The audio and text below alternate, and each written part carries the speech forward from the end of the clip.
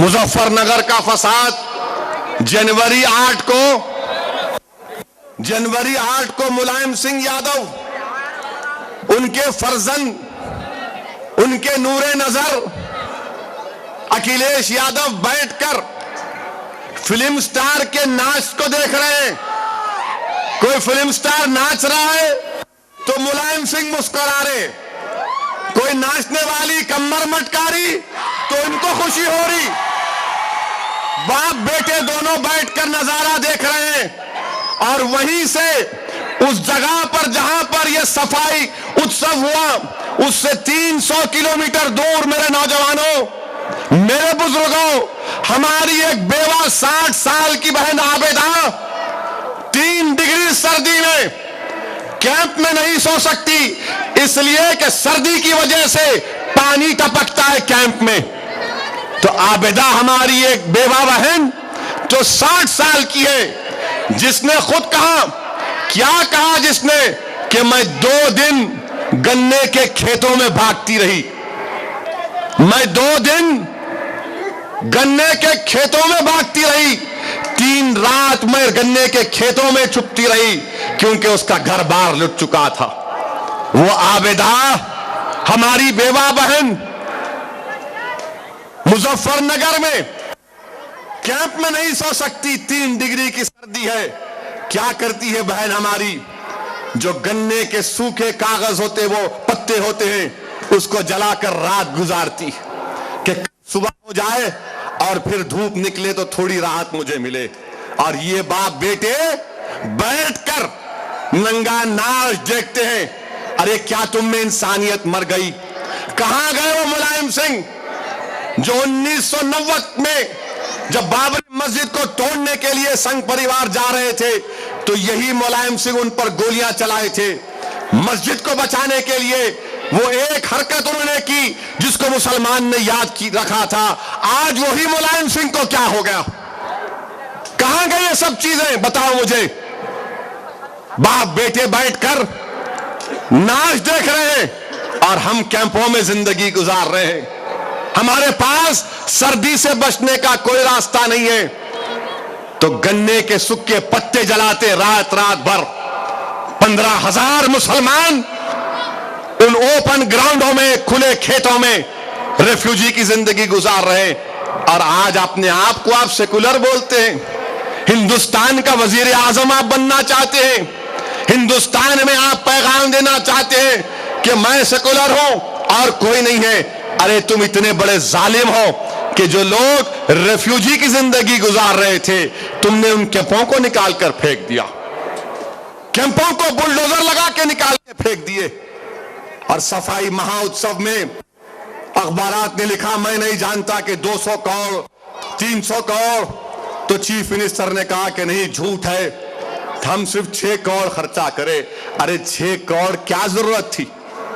اگر ایک بار تم اور تمہارے والد وہ تھاتیا نہیں دیکھتے تو کیا تمہاری زندگیوں میں تکلیف پیدا ہو جاتی؟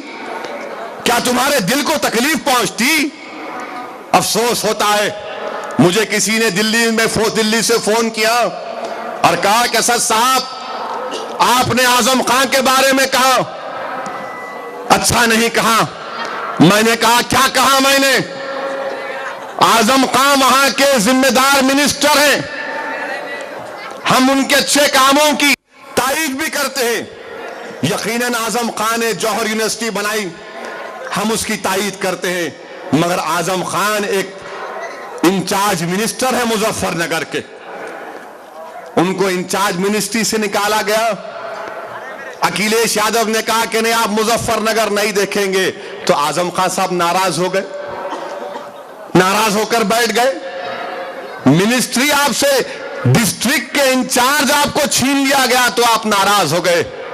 یہاں پر تو 80,000 مسلمان بے گھر ہو گئے، ڈسٹرکٹ کا انچارج آپ سے چھین لیے تو آپ ناراض ہو گئے۔ 70 مسلمان مارے گئے، آفیشلی فگر ہے۔ انافیشلی کہتے ہیں کہ 100 کی تعداد میں مسلم خواتین کی عزت لوٹی گئی، تو آپ کی ناراضگی کہاں ہے مجھے بتاؤ؟ آپ کا غصہ کہاں ہے مجھے بتاؤ؟ اگر میری بات سے آپ کو تکلیف پہنچی تو تو اسدالدین اویسی پھر تم سے کہہ رہا ہے یہ کیا جھوٹ ہے، یہ میں جو کہہ رہا ہوں جھوٹ ہے کہ آپ سوئٹزرلینڈ کو گئے،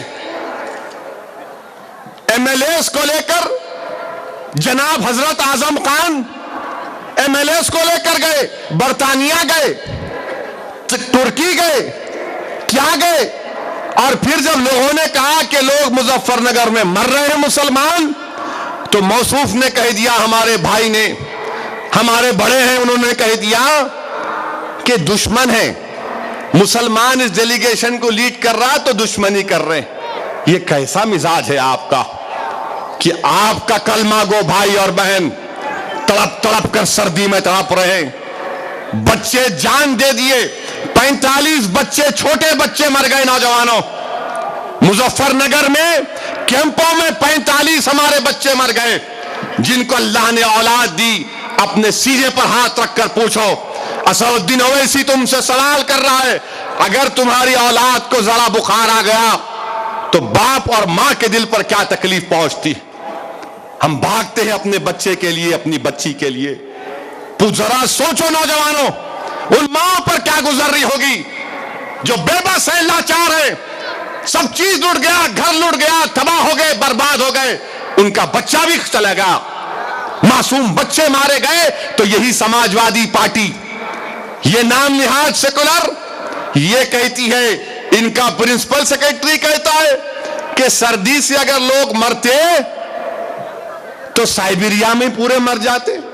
ارے پرنسپل سیکرٹری صاحب، آ جاؤ، آپ آ کے ٹھہرو ایک رات مظفر نگر میں، اگر صبح تک تمہارے ہاتھ اور پیر اگر نہیں ٹھٹر گئے تو ہم کو بتانا۔